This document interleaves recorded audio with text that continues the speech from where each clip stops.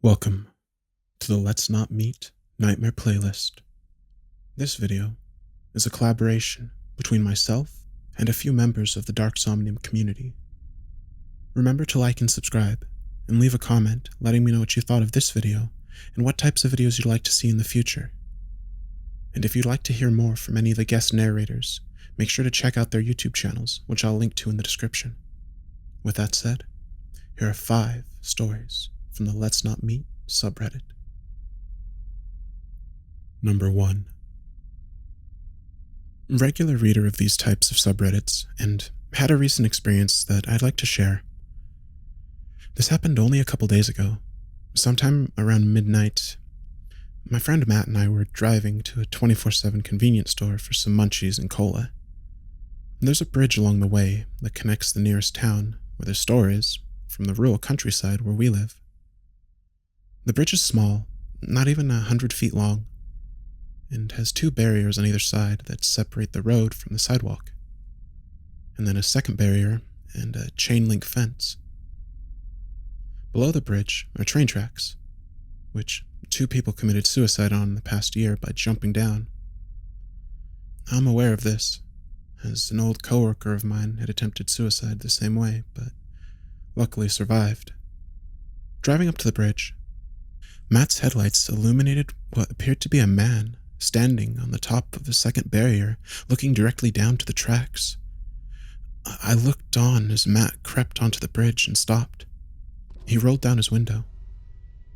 This is the exchange that occurred between Matt and the man. "Hey man, are you alright?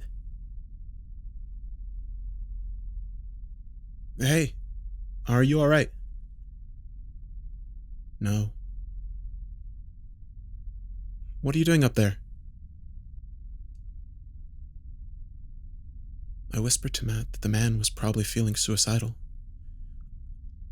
"It's not worth it, man. Trust me." "You need help? Do you need to talk?" Suddenly, the man turned around and jumped down off the barrier and onto the sidewalk, without even looking at us.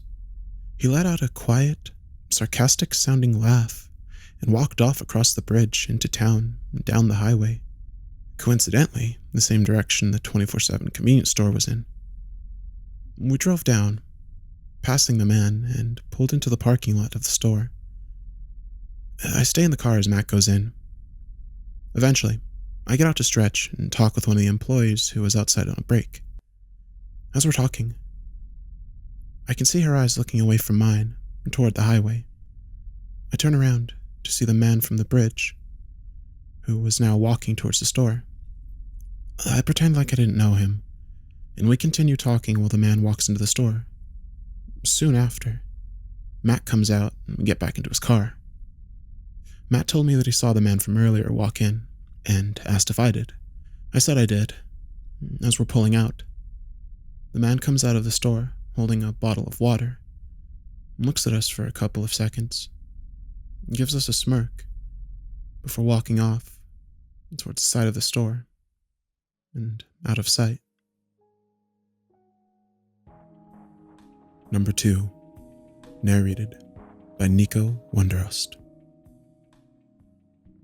When I was 18, I lived in a dorm, and because I went to university in the same city I was born and raised in, I often visited my parents on the weekends and on breaks. This particular incident happened in early to mid-December, right when it began to get super dark outside quite early. I was driving back to my dorm, still in my parents' neighbourhood, when I noticed a dark blur from one yard to the next. My eyesight is quite bad, so I thought I imagined it. However, as I drive by the next house, I'm able to see him a lot better.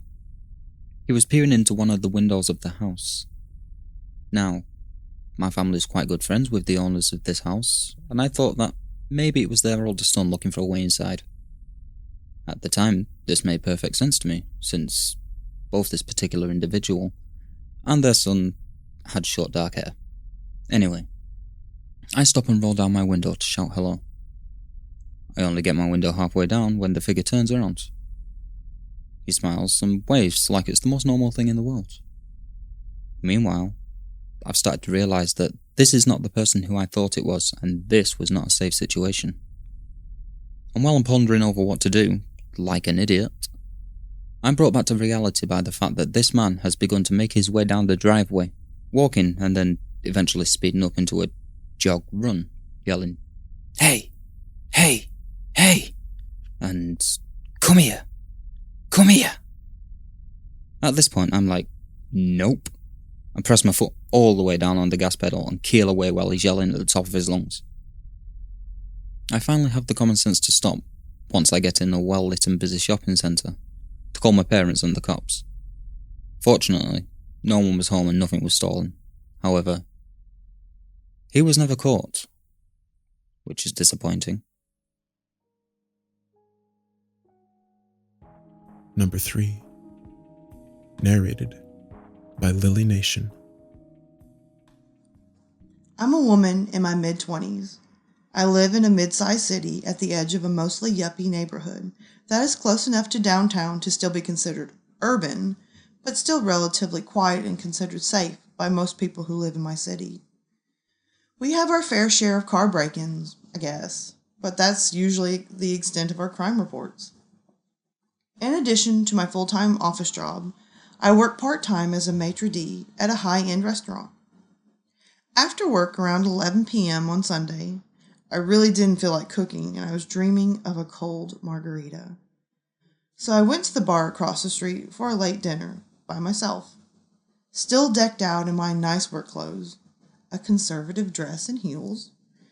This bar is somewhat of a dive, and I always forget that they host a punk show in their back room on Sunday nights, which typically draws a sizable crowd. The commotion and the swarm of rowdy drunk people didn't bother me much, until I felt someone bump my bar stool towards the end of my meal. I looked back, and a guy maybe 10, 15 years older than me was pressed up against the back of my seat and smiling at me. I brushed him off as a drunko trying to get the bartender's attention, until I felt his hand gently rubbing my back for a few seconds. I looked back at him, obviously confused, and he smiled at me again. I just finished closing up my tab, so I was a little flustered. I jumped down from my bar stool and stumbled a bit since I was trying to move quickly. "Are you okay?" he asked. He was very tall and slender, wearing a tattered plaid jacket and a newsboy cap. "Yeah, why?" "I only had 2 drinks. I'm not drunk or anything. The bar stool is just high up and I'm short." "No, you don't seem drunk. It's just that you look so sweet and innocent, and I want to make sure you're okay and feel safe here." I kinda laughed to myself, because even though I looked out of place in this dive bar during a punk show, I have lived across from this place for years and have been here countless times. "Yeah, I'm totally fine." "Do you want me to walk you to your car to make sure you get there okay?" By this point, I was beyond tired of this guy's unwanted attention, but I'm used to being approached by creeps when alone in public. What I said next was a huge mistake that I will never make again. "Actually, I live across the street. Really, I'm fine." He grabbed my shoulders gently, looked me in the eyes with a huge grin on his face, and pulled me into a bear hug even though I resisted. "I just want to make sure you're protected." "Whatever, dude. Good night." My 1-minute walk home was uneventful, and I forgot all about him for 2 days. There are a few bars on my block and 2 convenience stores, so the area experiences pretty high foot traffic and is well lit until 1:32 a.m., which makes my story even more alarming, as no one on the street saw, or if they did, they didn't report, what happened next until I did. I live alone on the 2nd floor of a duplex. My bedroom faces the front street, and there's a balcony attached to it. The only way to assess this balcony is to either walk through my bedroom or somehow climb up there from the street, which would take a certain amount of dedication and athleticism. There's a big window by my bed where I have a full view of my balcony, and since I'm not on the ground floor and I have trees blocking my windows from the neighbors across the street, I usually leave the blinds open so the sun wakes me up in the morning. 2 days after the encounter in the bar, I was sitting on the bed reading a little after midnight. Thank goodness I didn't have music playing for once, because I heard a noise outside my balcony. First a muffled thump, then some faint creaking footsteps. I whipped my head around to look at the window, and there he was, standing at the edge of my balcony, about 6 feet from my window, smiling and waving at me like he was dropping by to say hello to an old friend. Naturally, I lost my stuff and booked it in the opposite direction, out the back door. I've experienced a home invasion before, which is a story for another post. So I was on autopilot and called the police. They showed up within 5 minutes, but he was gone. The officer told me a bunch of things that didn't need repeating: to lock my doors and windows, keep my pepper spray by the bed instead of my purse, and stop telling strangers where I live. If I saw the guy again, I was to call the police immediately. Duh. Since then, I've had a million horrible thoughts about what could have hypothetically happened to me, and what might have actually happened to me in the days, weeks, months, or years leading up to this without my knowledge. If I had been asleep, for example, or not heard him out there, he could have easily broke my bedroom window and climbed right in. If he had a gun, he could have shot me through the window at pretty close range. And for all I know, that night at the bar was not the first time he had seen me, and that night on my balcony was not his first time up there. It goes without saying that I'm keeping my blinds closed from now on, because, come to think of it, there have been many times when I've had a sinking intuition that I was being watched while sitting on my bed. But I always brushed it off as nonsense and didn't even bother to look outside. But I need to stop speculating. What happened was already scary enough. So, creepy punk guy on my balcony, I hope we never, ever meet again. Number 4. Hi guys. Long-time lurker, first-time poster here. The more I've been reading everyone's stories, a couple memories have been brought back up. This one was only a couple months ago, back in April. I had just finished college for the year, and all my friends, who had been living out of town for school, had recently moved back home. And there's a park near the lake in the city that we all hang out at. We usually just park in the parking lot and chat. And usually at night there's a lot of older gay men that hang out there looking for hookups. I know it sounds weird that we hang out there, even in spite of this, but it has been going on for years and we've always been fine. A little bit of backstory.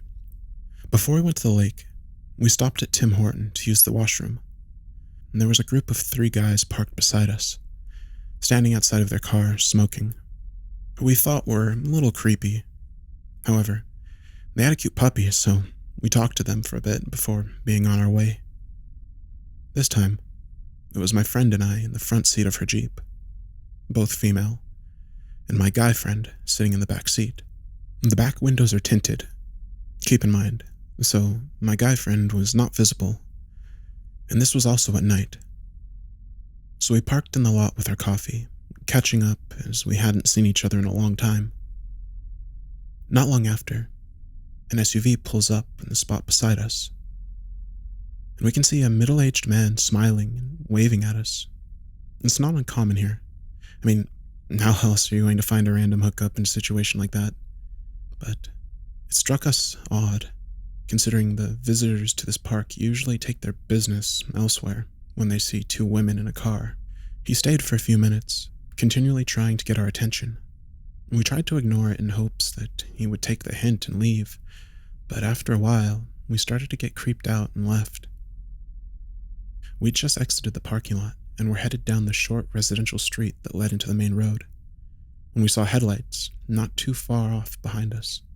Sure enough, it was our buddy from the lake. We decided to slow down so he could catch up, just to see if it was actually him, and if he was actually following us.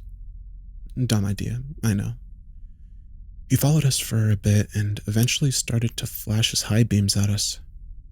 My friend, who was driving, decided to play along, flicking her signals on and off, changing lanes in front of him and such. Another dumb idea, I know, but the road wasn't busy, as it was fairly late on a weeknight. We got bored pretty quickly and stopped messing with him, but apparently he wasn't done with us yet. He pulled up beside us, motioning for us to pull over. When we refused, he started to get closer, almost running us into the oncoming lane. By this point, we were terrified. We didn't want to have him follow us home, so we considered driving to the nearest police station, still a 20-minute drive, or trying to lose him. The only problem is that the detailing on my friend's Jeep is very distinct, so he would know for sure it was us if he found us. We were just passing the Tim Hortons when I suggested going back there and hoping those creepy guys with the puppy were still there. He had just missed the Tim Hortons driveway, so we pulled into the next one and turned around, and our stalker pulled in behind us, blocking us in. Luckily, we were able to get over the curb, and the creepy guys were still there at the Tim Hortons. We pulled up beside them and told them what happened, so when our stalker pulled in, they greeted him with a baseball bat. He pulled out of there pretty fast, but we did see him cruise by a couple more times, as we stuck around for an hour or two to make sure he was gone. We haven't seen him at the lake since. Number 5. Narrated by Todd Mckenzie. I was on the app Whisper, where you can post anonymous confessions or whatever you want. I posted something about my school and how annoying this one assignment was that I had to do. After about an hour or so, I get a message from someone around 9 miles away, asking if I wanted to make $100. I'm ready for this to be someone asking me for some kind of sexual favor or something, but this person just wants old bed sheets. I say no, I'm not interested. But they keep persisting on getting sheets, clothes, etc. I finally agree to maybe giving them a shirt or something, but the whole thing is so funny to me that I tell my friend, and my friend wants in on the deal. My friend agrees to bring bed sheets, and the person is offering $100 just for some clothes and bed sheets. It's sounding too good to be true. I ask their intended purpose of wanting the items, and they say that they want to cuddle with them. I'm a little weirded out, but really want the cash. I tell them to meet me at a Walgreens because I go there on the way to school every morning. They agree. I told them I'd leave it in a tree somewhere, as I couldn't wait around for them to give me the money. They end up asking for a picture of me, but I'm not that idiotic. I describe myself using a description that doesn't fit me at all, just in case they want to pull something. Then they ask about my friends, and if they know about this, and that they should bring some of their stuff as well. That was even weirder. I tell my friend who wants to give the bed sheets that I'm not sure if we should go through with this, and she tells me it's my call, and she thinks it's too good to be true as well. I end up telling the person that I feel this is sketchy and I don't know if I should do this. Then they seem really frantic and desperate.